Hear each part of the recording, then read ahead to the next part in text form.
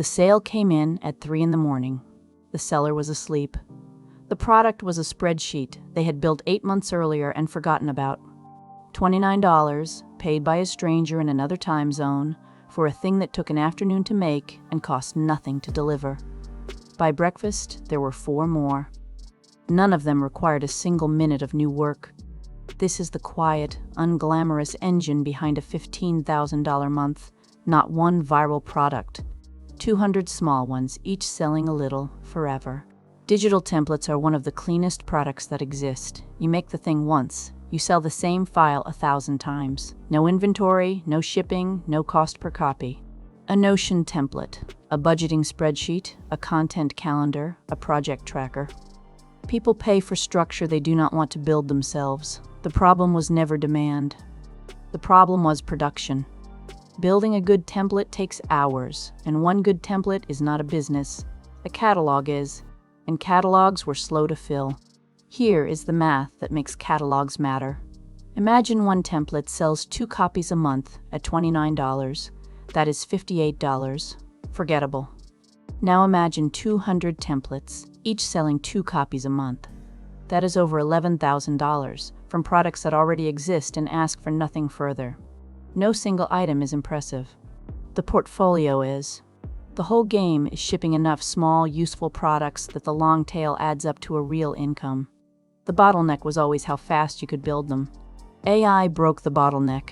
A template is mostly structure and starter content. A meal planning template needs categories, formulas, sample weeks, and instructions. A model can draft all of that in minutes. The seller's real job shifts from building each product by hand to directing, editing, and quality checking what the model produces. The afternoon that used to make 1 template now makes 5. 5 becomes a daily habit. A daily habit becomes 200 products in a year. The output that defined the business became the cheap part. But raw volume is a trap, so be precise about what actually sells. A template wins when it solves a specific person's specific problem, not a budget template. A freelancer's quarterly tax set-aside tracker, not a planner. A new teacher's first semester lesson organizer. The AI can generate 1,000 generic files that nobody buys. The seller's edge is choosing the narrow, painful problems and aiming the model at those. Specific sells. Generic gets ignored in a marketplace already drowning in generic. Where the catalog lives changes the economics. Marketplaces like Gumroad, Etsy, or a Notion template directory bring built-in buyers, but take a cut and own the relationship. A seller's own storefront keeps more of the money in the customer list, but must drive its own traffic. The composite seller behind the $15,000 a month did both. Marketplaces for discovery, where new buyers stumble onto a product, an owned store, and an email list for the buyers who come back. The list is what turns one-time sales into a launch audience for the next 20 products. Each product also doubles as a piece of marketing. 200 listings is 200 search engine entries, 200 ways a buyer might find the store. A buyer who came for a tax tracker discovers the invoice template, then the client onboarding kit.